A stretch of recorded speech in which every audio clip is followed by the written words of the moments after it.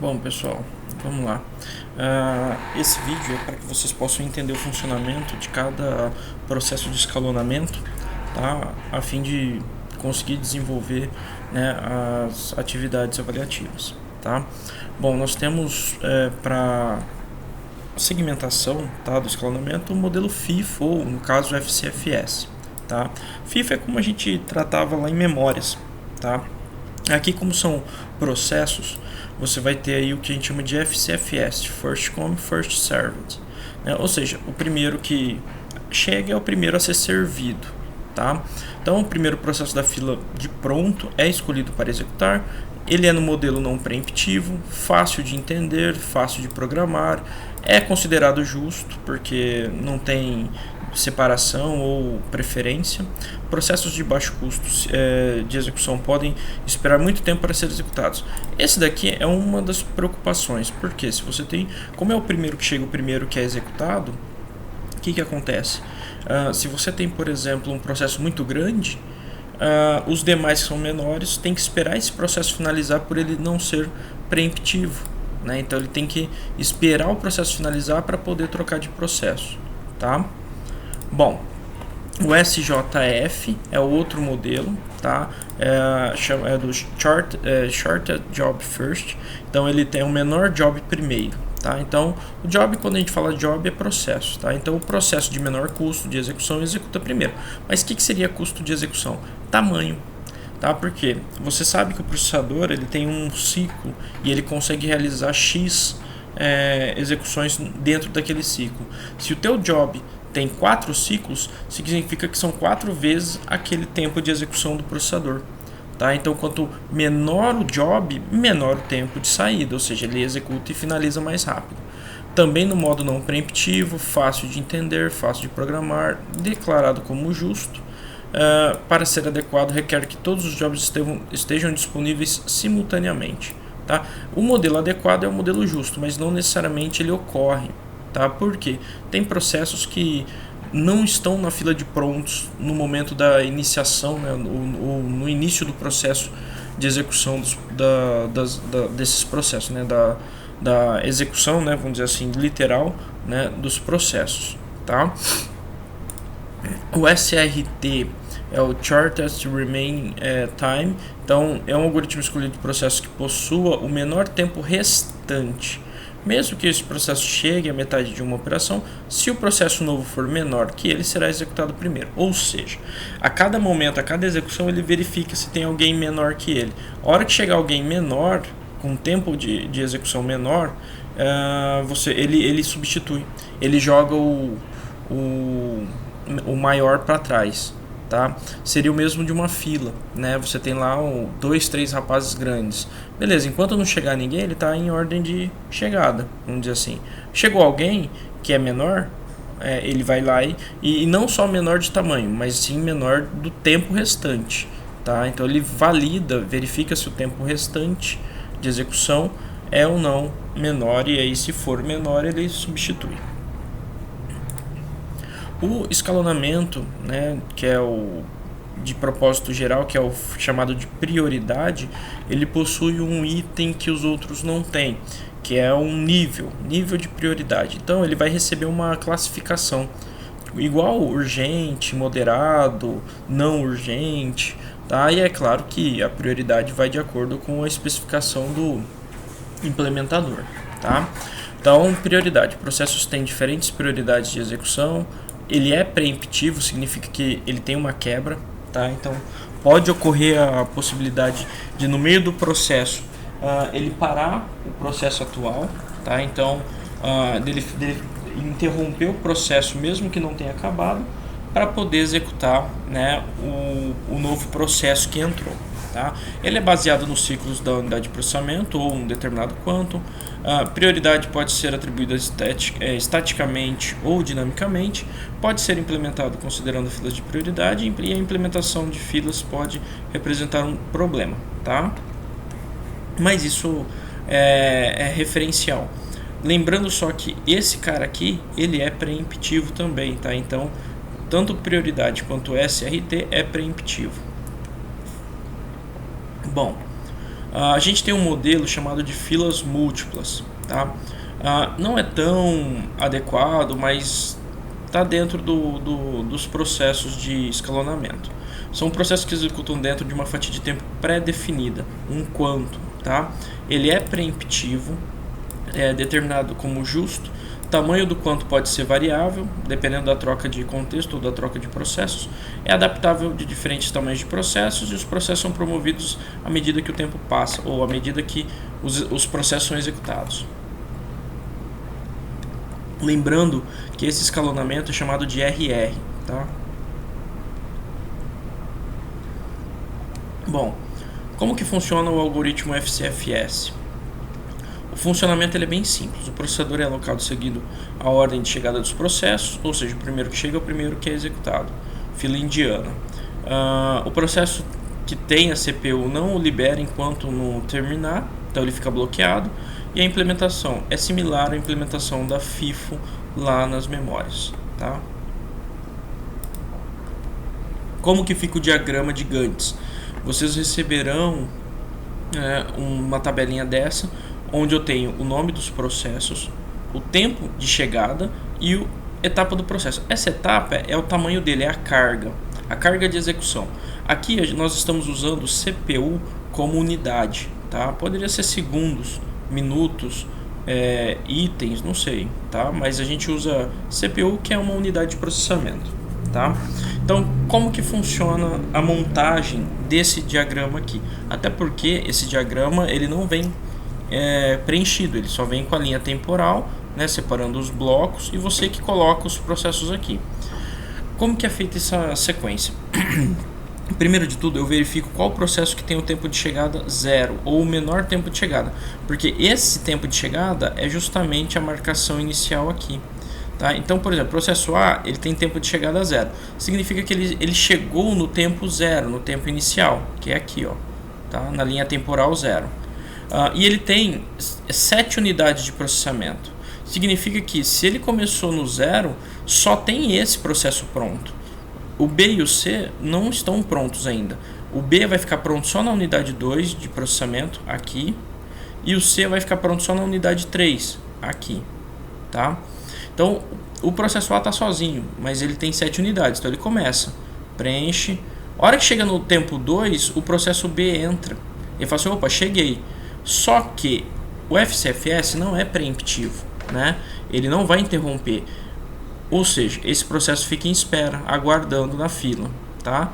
Então, o processo A continua. A hora que está na unidade 3 de processamento, o processo C fica pronto. Ele está pronto para ser executado. Só que o processo A ainda não finalizou. Então, o processo C vai para trás do B, né? Cria-se uma fila de execução, né? Ou seja, uma fila indiana. Então, ele está indo. Deu 7 unidades, o processo A finaliza. Porque ele já executou as 7 unidades aqui, ó. Aí, quem que está na fila? O B. Ele é o primeiro da fila, depois do A. Então, ele começa a startar.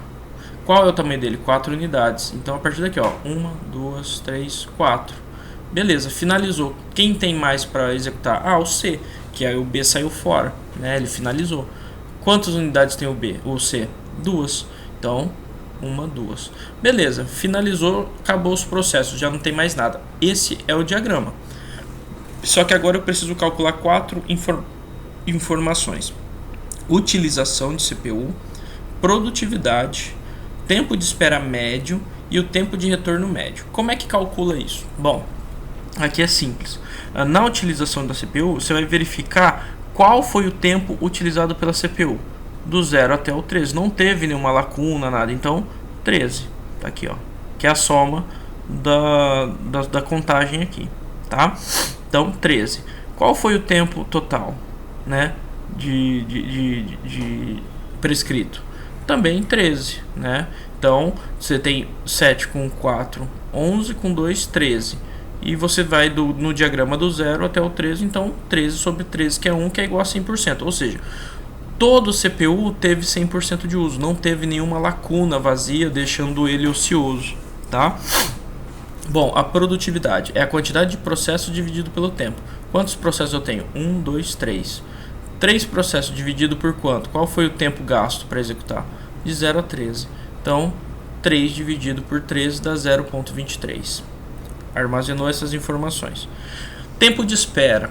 O tempo de espera é a mesma ideia de você chegar na clínica com hora marcada e atrasar. Você esperou. É o tempo. Será que teve espera? Por exemplo, o tempo A, né, o tempo de espera do processo A. Ele teve espera? Não, porque ele chegou no tempo 0 e iniciou no tempo 0. Por isso que aqui ele está como 0. Tá? O tempo de espera B. Ó, ele chegou no tempo 2, mas ele só foi iniciar no tempo 7. Então 7 menos 2, 5.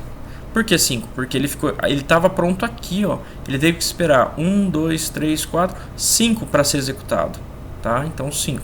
Tempo de espera de C, ele iniciou, era para ter iniciado no tempo 3, que ele estava pronto, mas ele só foi iniciar no tempo 11.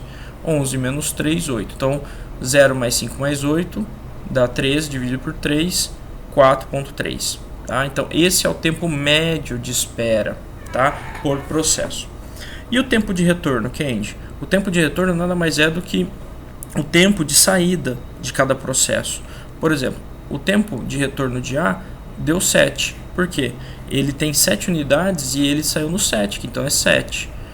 O tempo de B, 11. E o tempo de C, 13. Soma tudo. 7 mais 11 mais 13 aqui dá 20, 31. 31 por 3, 10,33. Tá, uma dízima aqui, mas a gente arredondou aqui para fechar em 2 casas, tá?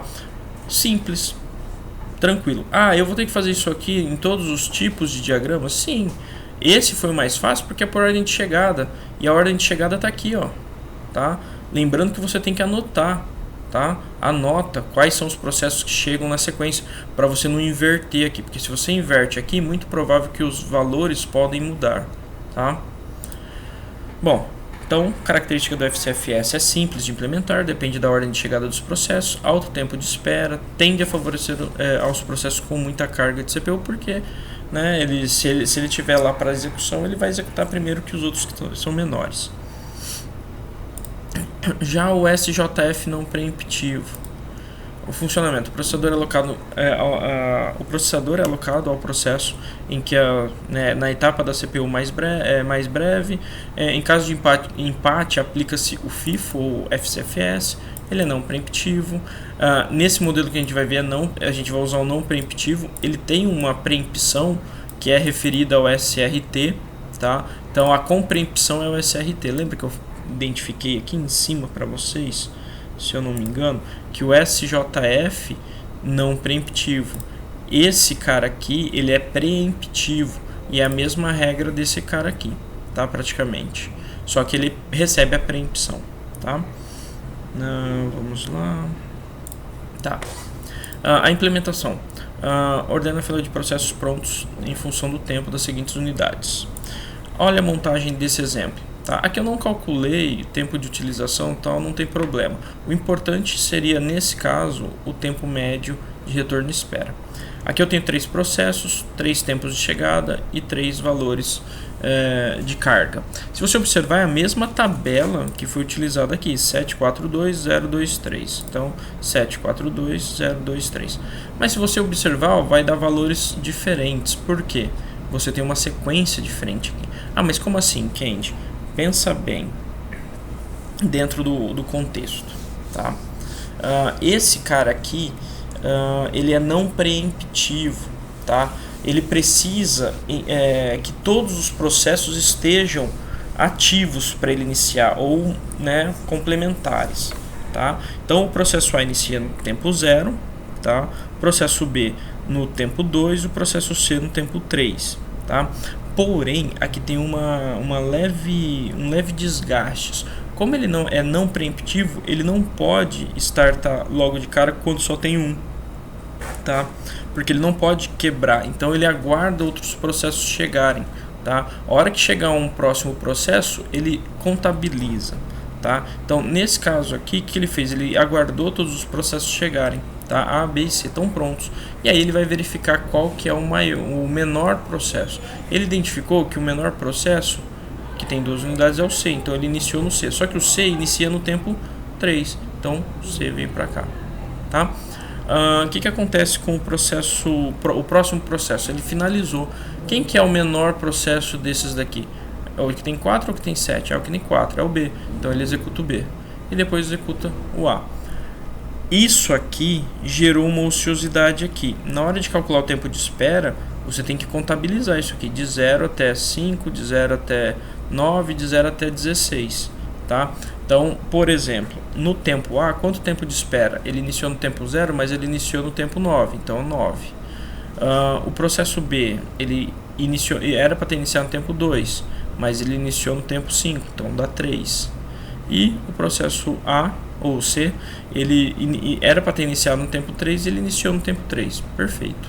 Então ele executou, tá? Que é o menor processo mediante esses itens aqui. Então 9 com 3 dividido por 3 dá 4. Bom, tempo de retorno. É pegar o tempo de retorno 5, 9 e 16, né? Só que eu tenho que tirar aqui. Então, verdade. O tempo de retorno A. O retorno A é no 16. Só que eu não contabilizo igual eu espero, né? Eu tenho que só fazer o retorno até um ponto inicial de início dos processos. Então, menos 3, 13.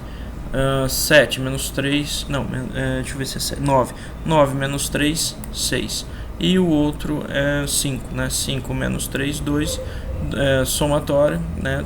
Aqui dá 8, 21 por 3, 7. Tá? Então eu realizo o cálculo dessa forma.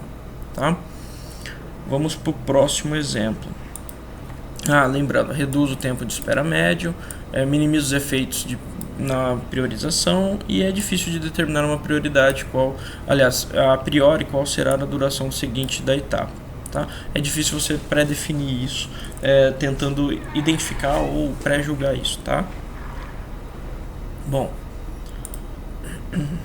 deixa eu só aproveitar esse daqui. Tá. Isto. Agora venho por prioridade. Prioridade é bem simples, tá? Porque ele leva em consideração um termo de prioridade. Então, cada processo vai estar associado a um valor de prioridade, tá? Um valor numérico, por exemplo, tá?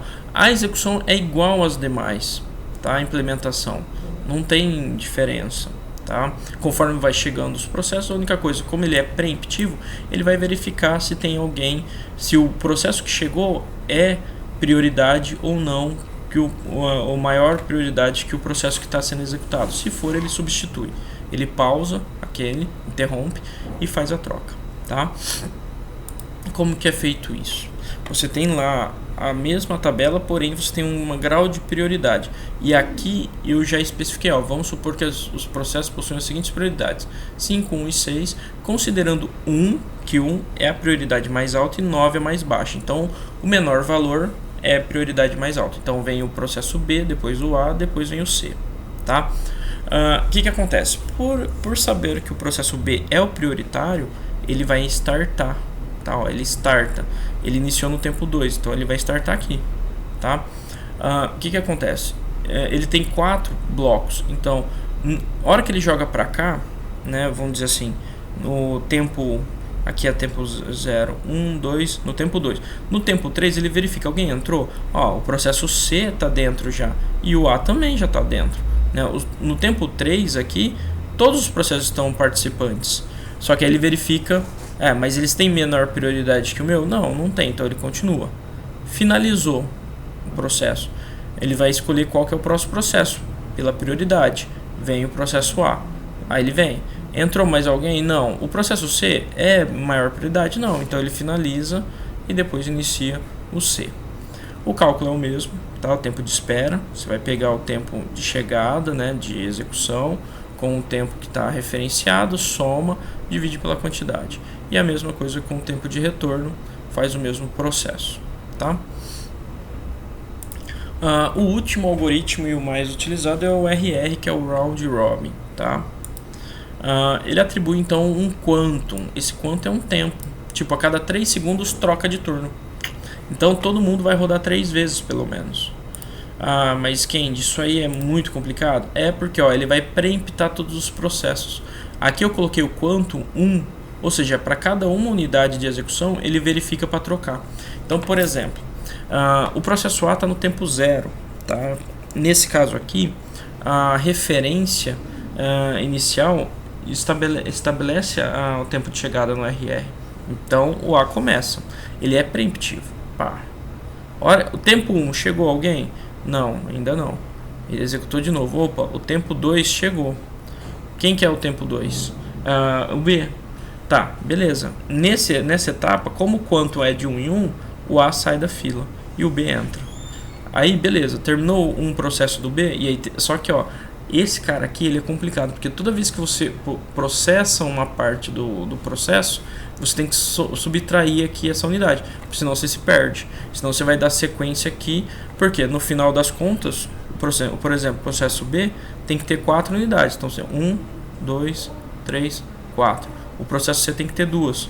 1, 2. E o processo A tem que ter 7. 1, 2, 3, 4, 5, 6, 7. Tá? A ordem de chegada ela é recorrente e aqui está o quanto de 1 em 1. Então, em 1 em 1. Por que aqui tem 2 e aqui tem 2? Porque aqui não tinha processos prontos e aqui já tinha acabado já os processos B e C e só estava o A, e por isso que ele continuou. Tá? Ele gera esse ciclo, tá, de processos. O tempo de espera e o tempo de retorno é a mesma forma que calcula lá atrás. Porém, se você observar o tempo de espera aqui, é o tempo do A. Ele está dando esse contexto de 6, tempo de espera. Por quê?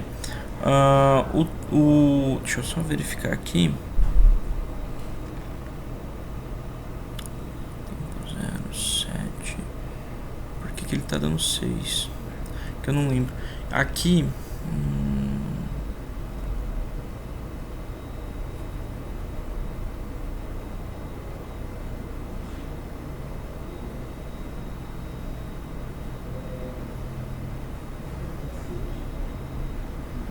Não, acho que esse tempo tá errado. Depois eu tenho que mudar. 7 menos 2, 6 menos 3.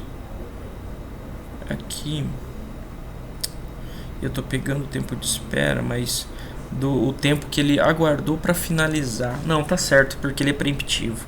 Então, por exemplo, tem 1, 2, 3, 4, 5, 6 unidades intermediárias. Ou seja, até ele finalizar, ele deveria ter finalizado, né, no tempo padrão com 7, só que ele foi no 13. 13 menos 7, 6. Tá? Porque esse tempo aqui ele ficou ocioso, ocioso. Tá? É o tempo de espera. 7 menos 2, o processo B, né, no caso. Tá? Então o B ele iniciou aqui, mas ele parou 1, 2, 3, 4, 5. Né? 7 menos 2, 5. Tá? E o processo C, tá?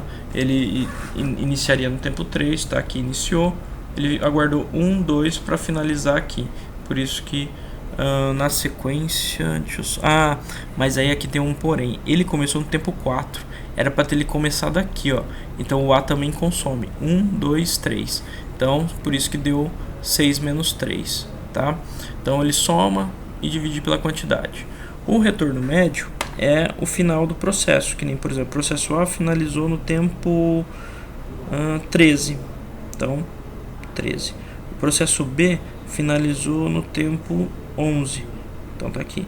E o processo C no tempo 8, tá aqui. Soma, divide e aqui está o valor, tá? Dessa forma você calcula essas referências escalonadas, tá? Desses processos. Bom, sabendo disso, eu vou passar para vocês agora um exercício, uma lista com 2 exercícios para vocês desenvolverem e entregarem para mim na data da prova através do portal. Provavelmente hoje, tá? Eu vou disponibilizar, beleza?